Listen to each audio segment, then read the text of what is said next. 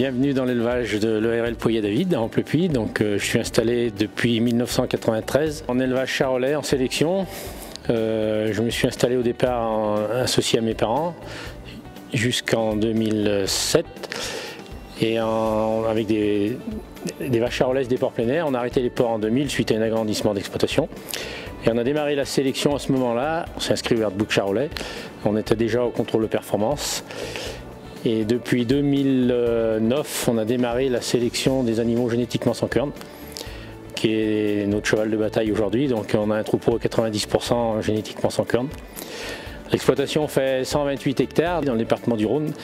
On a 500 mètres d'altitude, 3 sites. On fait véler 80 mères allaitantes, donc 80 mères charolaises. Aujourd'hui, il y a 4 hectares et demi de maïs, 4 hectares et demi de céréales et le reste est tout en prairie. On fait de l'ensilage d'herbe et beaucoup de foin. Donc le maïs est ensilé pour les mères allaitantes. Partie engraissement se fait principalement à l'herbe au printemps, plus un peu d'ensilage d'herbe. Les céréales ont été mis en place il y a 2 ans, donc suite à l'augmentation des cours de l'aliment.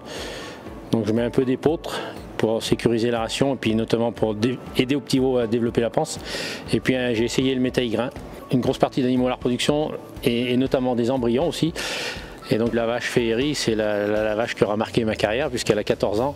On l'a collectée déjà 19 fois, elle a produit plus de 140 embryons. Puis elle a également 4 fils qui sont en centre d'insémination, qui ont des produits sur tous les continents de la planète. Vraiment au départ, on mettait du chlorure de potassium, du super triple et puis de l'ammonitrate, et puis après pour simplifier un peu les choses on était passé en engrais complet. Donc souvent on mettait 300 kg hectares de complet sur les prairies et puis une autre fumier quoi. Donc on a très vite passé au compostage du fumier qui était une avancée quand même parce que le fumier était bien mieux valorisé par les prairies.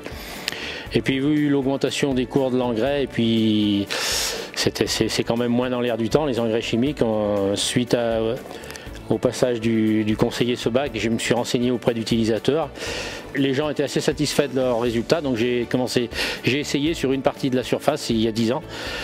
Et maintenant, je fertilise plus qu'avec la Sebac.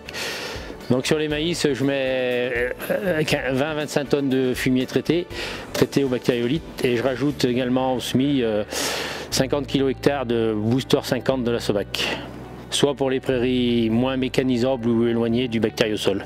Je chaulais un petit peu avant et maintenant je ne chaule plus du tout et les gens qui sont en engrais minéral chaulent régulièrement, oui.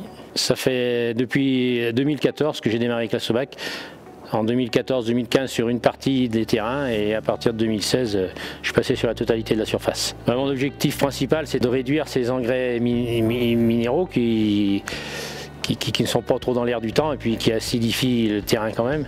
Et le but c'était que la plante soit autonome le plus possible. Et en utilisant les produits Sebac, ce que j'ai remarqué moi c'est qu'on produit un fourrage de qualité.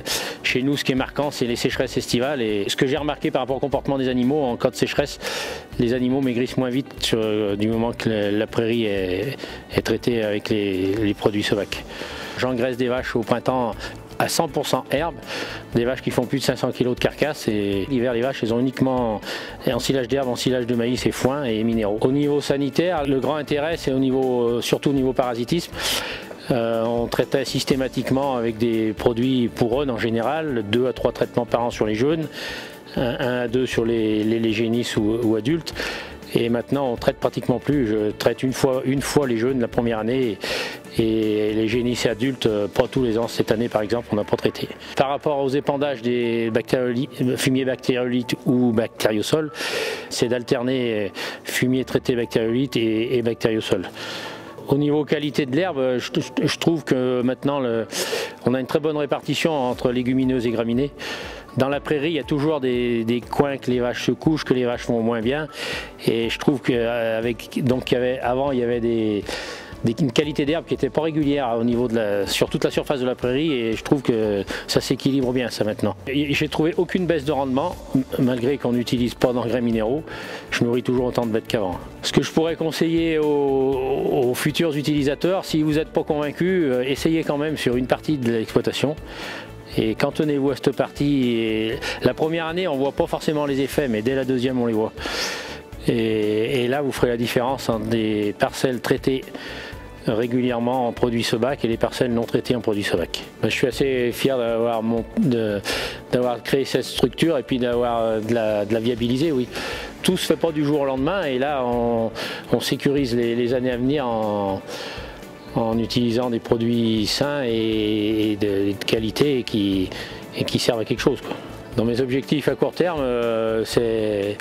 au niveau du cheptel, c'est de continuer la vente d'animaux de reproduction, c'est ce qui nous motive, moi et mon fils, et de garder le potentiel des sols et de continuer de produire des fourrages sains, de continuer ce qu'on fait. Et moi je suis plus éleveur que cultivateur, que la santé des animaux soit toujours au rendez-vous, quoi.